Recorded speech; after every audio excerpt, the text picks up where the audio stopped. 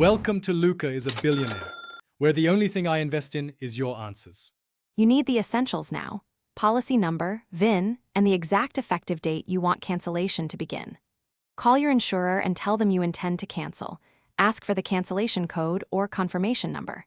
If the car is financed, notify the lien holder first so they can approve release and update records. Once done, confirm whether you get a prorated refund and how it will be issued. Note any cancellation fee so there are no surprises.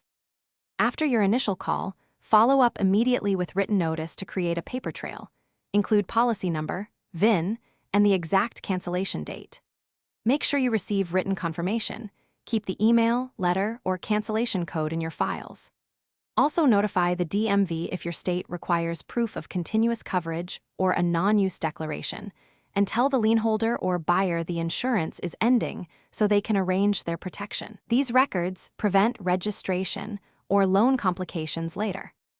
Finish by verifying the refund and checking your bank or card statement within the expected time frame. If you prepaid, ensure the prorated amount posts. If a coverage lapse triggers fines, registration holds, or a notice from the DMV, call the insurer and your state agency immediately and provide your cancellation confirmation.